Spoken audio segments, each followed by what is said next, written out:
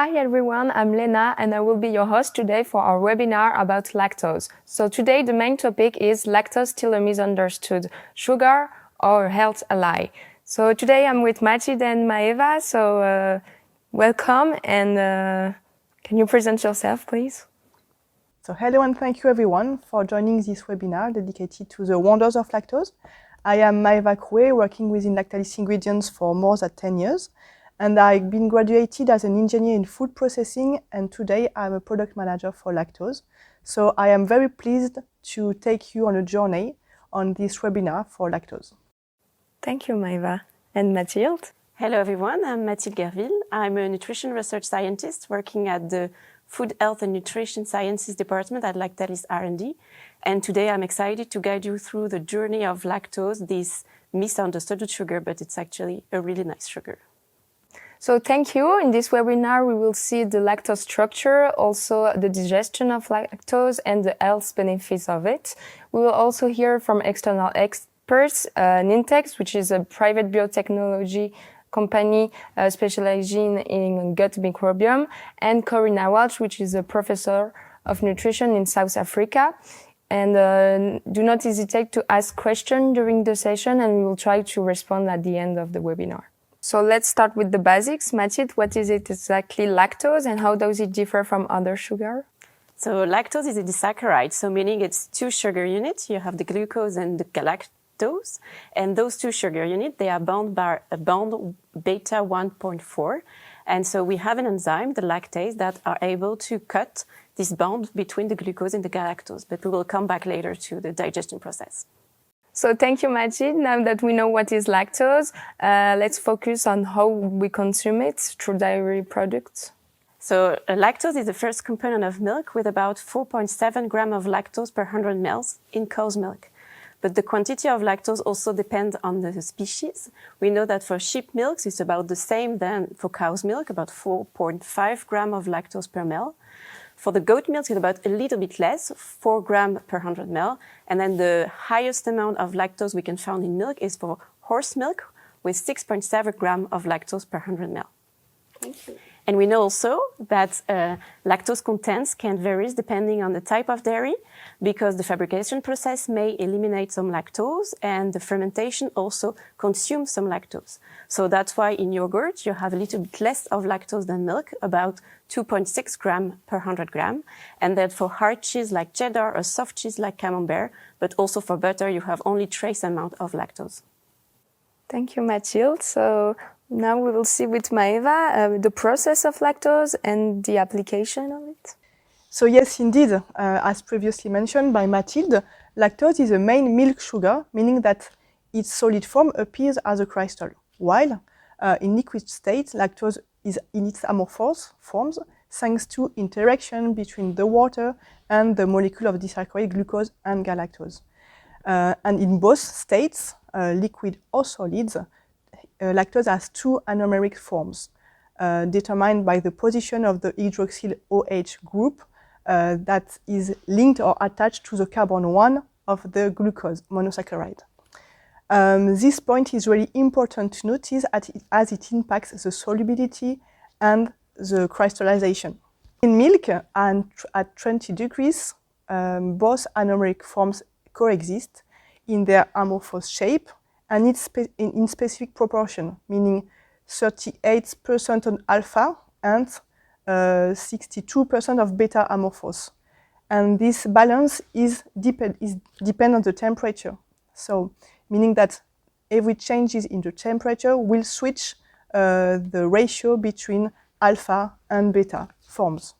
When used as an ingredient, meaning in powder, lactose is mainly used in its solid states, especially as alpha-lactose monohydrate, which is the most stable crystalline form compared to the other. And this stability ensures easy storage, consistent performance across various food matrices. We are talking here about chocolate, confectionery, sweetened condensed milk, every fermentation substrate, and so on. To produce lactose powder, the starting raw material is the liquid milk permeate or whey, all on liquid state. And these streams undergo ultrafiltration to separate milk protein from the lactose and minerals. And the resulting permeate serves as a base for the crystallization step, where lactose switches to its solid forms, or crystals. And the core of the lactose crystallization process is the conversion of amorphous alpha and beta lactose into alpha crystalline forms. And this transformation requires control crystallization parameters such as temperature, we already mentioned this, lactose concentration, pH level, etc., etc.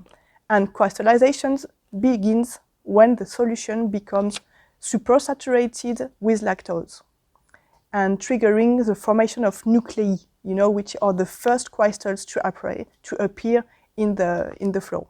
So from this starting point and under controlled conditions, crystals grow, the growth continues, and their number tends to increase in the solution to their maximum level. And the most common industrial crystals that we can find in the powder is named as tomahawk shape. Once crystallization is complete, the lactose crystals are separated from the liquid phase and then washed to remove the remaining impurities. After washing, the crystals of lactose are dried on a food dye base, and a crucial step that stabilizes the crystals and increase the production of alpha monohydrate lactose. This is a very important point to have a stable form of lactose.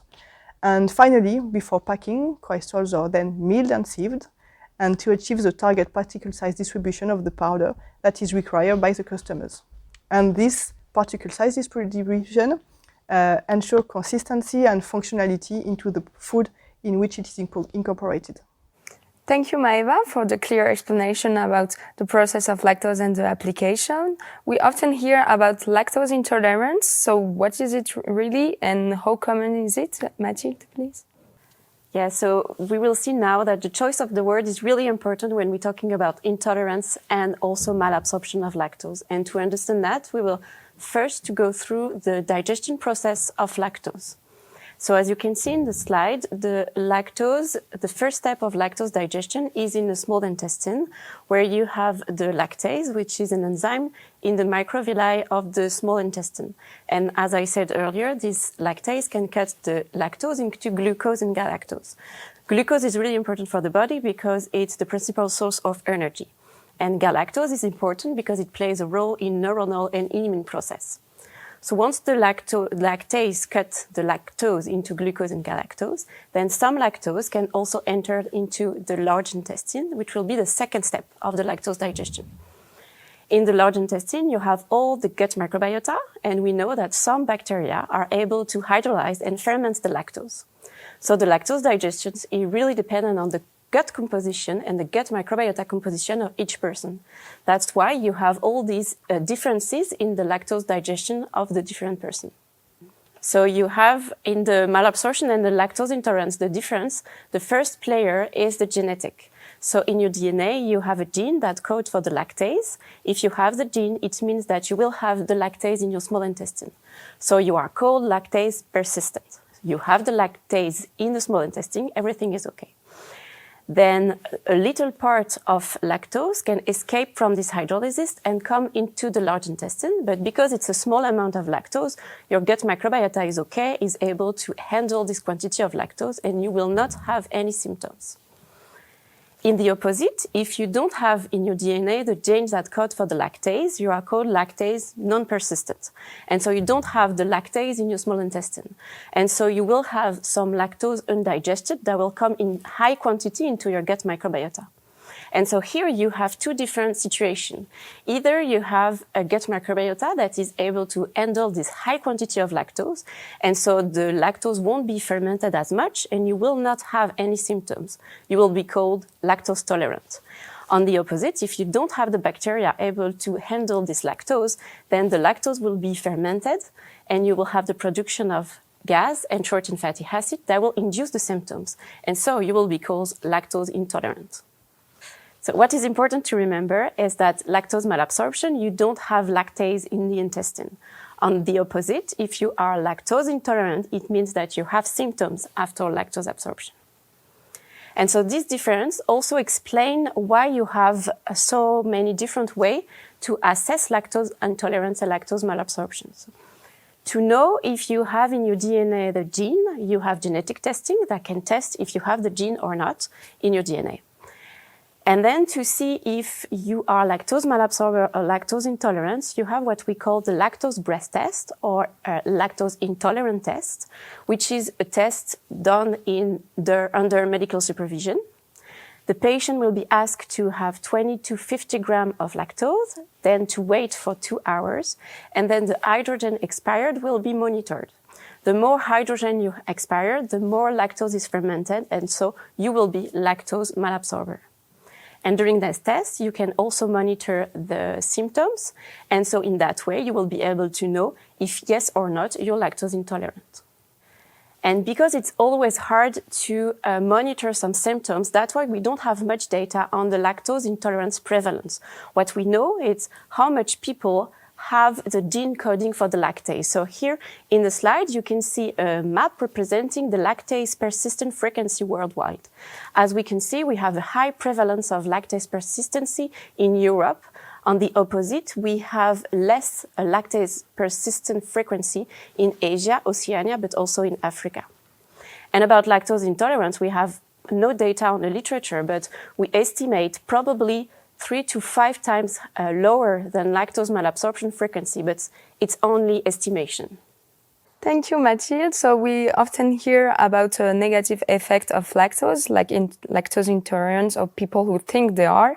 And now let's see if there are also health benefits to be overlooked. So yes, of course, lactose has several health benefits, and in this section we will explore different complementary aspects.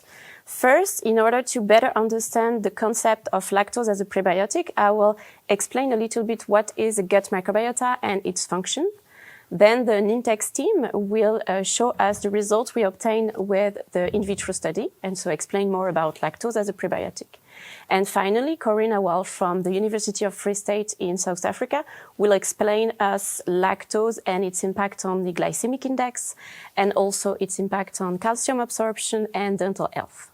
So in order to introduce you to the study we performed with Nintex, I will first explain you what is the gut microbiota. So the gut microbiota is a community of microorganisms living in a complex ecosystem composed mainly of bacteria, but also archaea, fungi, yeast, and viruses.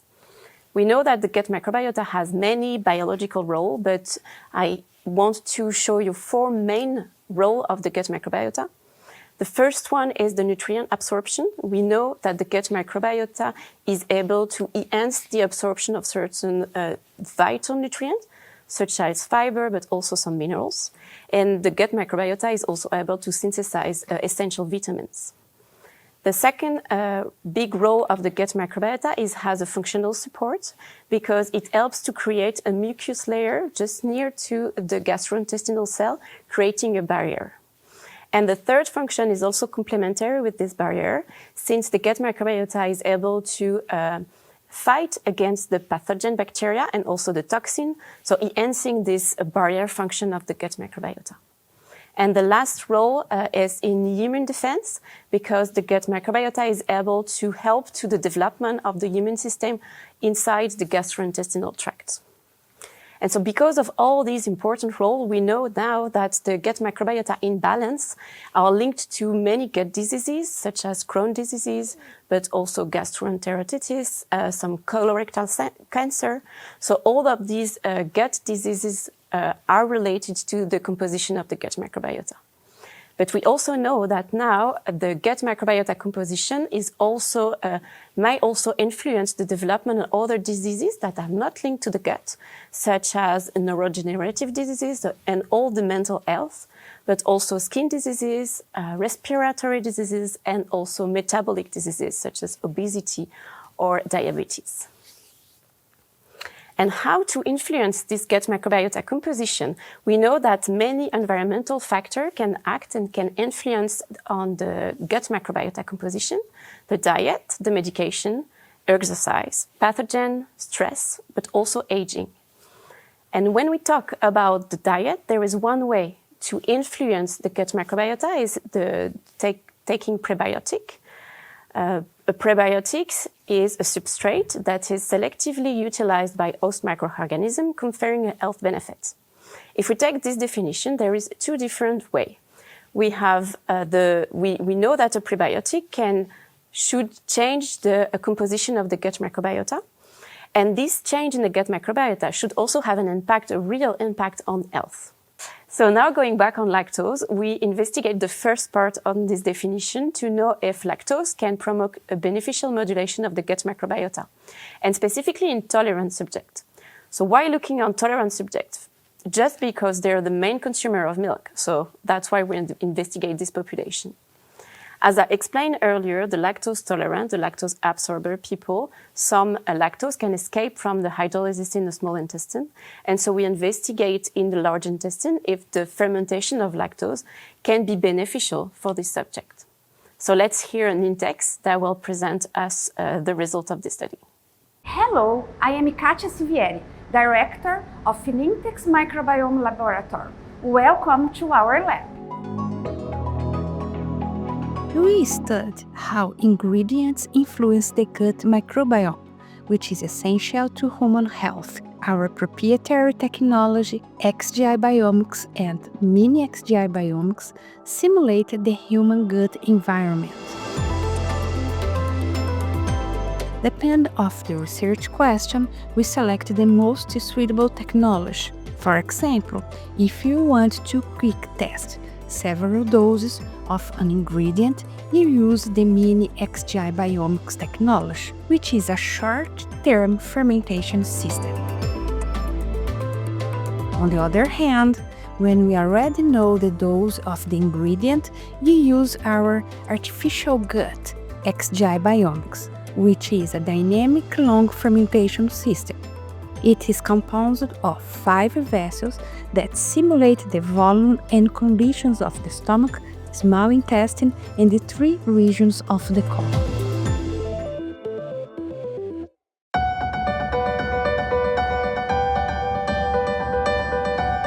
Hi, I'm Rita Pessotti, Senior Researcher at Nintex. In our recent study, conducted in collaboration with Lactose, our main objective was to explore the prebiotic potential of lactose in the gut microbiome of lactose-tolerant individuals. A unique aspect of our study was that we evaluated only the proportion of lactose and its digestion products, galactose and glucose, that reach the large intestine and become available for bacterial fermentation. First, we used the Mini XGI Biomics technology to simulate the consumption of 3 doses of lactose, equivalent to half a glass, 1 glass, and 2 glasses of cow's milk. We observed exciting results, with a clear increase in the prebiotic index across all doses tested. Notably, the beneficial genus Bifidobacterium increased, while the potentially harmful genus Clostridium decreased. The Nintex and Lactase scientific teams selected the best doses to proceed to the second step of the study, in which we investigated the effects of lactose ingestion for 14 days using the XGI Biomics technology. This follow-up study revealed positive changes in the structure of the microbiome. In particular, those 2, which corresponds to the amount of lactose in 1 glass of cow's milk, led to an increase in the genera Lactobacillus, Fecalibacterium, and Akkermansia, which are well-known indicators of gut health. These findings shows that consuming lactose, like other well-established prebiotics, can positively impact the gut microbiome of lactose-tolerant individuals, promoting gut health and expanding the dietary benefits of dairy products. Want to learn more? Access the full article and visit our website.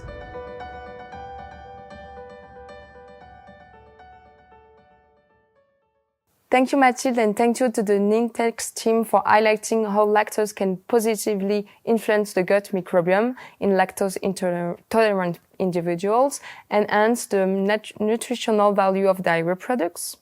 Let's now turn to Corina Walsh, Professor of Nutrition and Dietetics at the University of Free State in South Africa, who will explain some beneficial effects of lactose. Thank you. It's a pleasure to share some highlights from our recent review on the biological functions of lactose. Lactose is often viewed simply as a source of energy, but it actually plays multiple roles, from supporting bone and dental health to influencing gut and metabolic function. So, Karina, how does lactose affect the blood sugar levels, and what does that mean for the glycemic index, please? Lactose has a low glycemic index, around 46. This is considerably lower than glucose at 100 or sucrose at 68. This means it causes a slower, more moderate rise in blood glucose after a meal. Part of the reason is that lactose is made of glucose and galactose. So galactose is absorbed more slowly, which blunts post-meal spikes in blood sugar and insulin. Studies have shown that beverages containing galactose produce lower postprandial glucose and insulin responses than those with glucose, and participants reported feeling fuller for longer. There's also evidence that lactose may help regulate ghrelin, the so-called hunger hormone. In one trial, men who consumed lactose ate about 11% less at their next meal than those who had glucose. Their ghrelin levels stayed lower for longer, suggesting a stronger satiety response. So in everyday terms, lactose is a sustained release carbohydrate that can help keep energy levels stable and appetite in check. So lactose is still a sugar, yet it's considered less harmful to teeth. So what's the science behind that, and how is it related to dental caries? You're right, lactose is a sugar, but it's the least cariogenic of all common sugars. Sucrose, the typical table sugar, is highly fermentable by oral bacteria and quickly drops mouth pH below 5.5, which promotes enamel demineralization. So in contrast, lactose ferments more slowly and it maintains a higher pH around 6, which is far less damaging. Human and animal studies dating back to the 1970s show that lactose produces fewer caries than sucrose or fructose. And more recent microbiome work in young children confirms this. Lactose has a much smaller impact on plaque bacteria, such as Streptococcus mutans. It's also important to remember that milk doesn't contain lactose alone. Calcium, phosphorus, casein, and protective enzymes like lactoferrin and lysozyme all contribute to milk's karyostatic effect. And this helps remineralization of enamel and inhibits bacterial growth. So lactose in the context of milk plays a neutral or even a slightly protective role for teeth. We often hear about lactose, which is supporting the calcium absorption. Why is that, and why is it important for bone health? Lactose seems to help calcium absorption in several ways. When it's broken down in the gut, the resulting sugars and organic acids slightly lower the intestinal pH, keeping calcium ions in a soluble form that's easier to absorb. Now, in infants and young children, when bone formation is rapid, lactose clearly enhances calcium uptake. That's why it's so valuable in breast milk, where lactose provides both energy and a biochemical environment that promotes bone mineralization. In adults, the evidence isn't as clear. Some studies show no direct effect in healthy lactose-tolerant adults, but amongst individuals with low lactase activity, moderate lactose can still improve calcium absorption compared with complete avoidance. So importantly, people who avoid dairy because of perceived intolerance often have lower calcium intakes and greater fracture risk. So lactose may not be the only factor, but it does help create the optimal conditions for calcium bioavailability, especially when it's consumed as part of dairy foods which are rich in calcium and vitamin D. That's a wide range of benefits for simple sugar. Any final message, Karina? Yes, lactose deserves to be seen as a natural nutrient with unique health properties. For most people who can tolerate moderate amounts, it supports steady energy release, dental and bone health, and even gut well-being. As part of balanced dairy consumption, lactose really does contribute to lifelong health benefits. So many thanks to Corina for sharing these insightful points about the health benefits of lactose. If you want to learn more about this, there is a review conducted with a network of our international researchers. There is also a scientific article about the prebiotic effect of lactose. So now that we know that lactose have a lot of beneficial effects, when authorities say that we need to reduce sugar intake, does it still apply lactose? Actually, no. So the WHO, as well as EFSA, the European Health Authorities, they all exclude lactose from the free sugar to be limited. Because there is no harmful effect, there is no evidence showing bad effect of lactose on the opposite of other sugar. But unfortunately, food labels, they not distinguish, not all of them at least, do not distinguish added sugar and natural sugar. So it's always confusing for the consumer because they cannot distinguish between the natural lactose that is inside the dairy product and the added sugar that can have harmful effect. So the goal would be to educate the consumer to recognize the unique profile of lactose, but also at the end, maybe to exclude the lactose from the sugar line. So thank you everybody for this valuable insight about lactose. Thank you to Maeva and Malte to come today and the external experts for the knowledge. So to recap, lactose is the main sugar found in milk. While some individuals might experience malabsorption or lactose intolerance, there are also health benefits like supporting the gut microbiota, enhancing calcium absorption, and even dental health. So in 2024, the global lactose production reached 1.4 million tons, with several industries like chocolate, confectionery, infant formula, and even a pharmaceutical grade. Lactalis ingredients offered edible lactose from 60 to 200 mesh size, dedicated to food, infant formula, and lactose grade. So from various particle size, distribution, and different level of purity, lactose ingredients cover a wide range of lactose quality. So all products of Lactalis ingredient is manufactured in Europe and using raw material in the group Lactalis. And that's ensuring us the consistent supply, quality, and traceability. At Lactalis ingredient, we support both product formulation and consumer health, tailored to meet the needs of food and pharmaceutical industry, thanks to the expertise accurate of a decades of commitment and passion. So thank you for watching. Let's now start the Q&A session. Thank you for all your thoughtful questions. So let's start with the first question for Mathilde. So are the prebiotic effects observed with lactose comparable to those of fibers or oligosaccharides? And are there any data on the optimal dose required to achieve a bifidinogenic effect?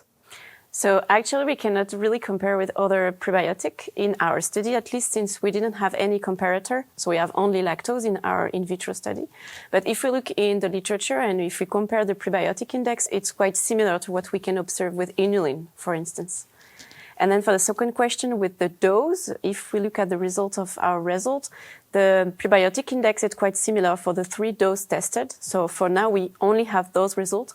And of course, they have to be validated in human before having a really efficient dose. Okay, thank you. We have also a sustainability question. How does Lactalis ingredient incorporate environmental consideration into lactose production? So yes, Lactalis Group is committed to reducing its environmental impact on climate across the whole value chain, and from milk collection to processing into our plants. And our main focus areas are carbon emissions, water management, biodiversity, and deforestation. And Lactalis aims to reach net zero carbon by 2050.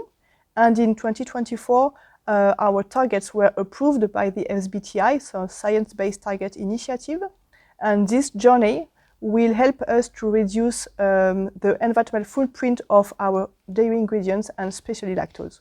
And to achieve this, we are optimizing our processes with more efficient industrial tools, but also reducing the water consumption and minimizing the impact on milk collection from farms. So now a good one, innovation. So do you see opportunity to develop lactose-based ingredient with new functionalities? Yes, as you already mentioned before, Lactalis aims to valorize every drop of milk to its purest form. And to extend this commitment, Lactalis ingredient introduced in 2024 now a range of pharmaceutical-grade lactose for medicine production. This range is composed of milled and sieved lactose from 50 to 200 mesh size, and after more than 50 years of expertise in lactose production, especially dedicated to sensitive markets, such as infant nutrition or lactose derivatives, it is a major step now to go forward for Lactalis to enter such a stringent market, the pharmaceutical one. Okay, thank you. So, dough powdered lactose influence sweetness perception in products such as chocolate or dairy items? So I can take this one. So lactose has a sweetening power estimated about 16 to 40% compared to the saccharose, which is 100%. So it could be a good alternative to saccharose because it can impact at the end the glycemic index. Just to remind you that anytime you replace a sugar by another one in a matrix, you always have to evaluate again the glycemic index since it can be really different between the matrices. Okay, so about health, are there studies on the effect of lactose in sport nutrition? So yes, there is some recent study showing benefits of lactose in sports nutrition. So the recent study showed that lactose has a similar oxidation rate than glucose and sucrose during exercise, so making lactose a good carbohydrate source for athletes. And it also has been shown that consuming moderate amount of lactose can support energy need during endurance exercise, sparing endogenous carbohydrate source, and so because the lactose has a slow release of glucose during the time. Okay, so thank you to both of you. That brings us to the end of the webinar. If we didn't respond to all your questions, we will try to have a response soon by mail. And I hope to see you soon. Bye. Bye-bye. Thank you. Thanks.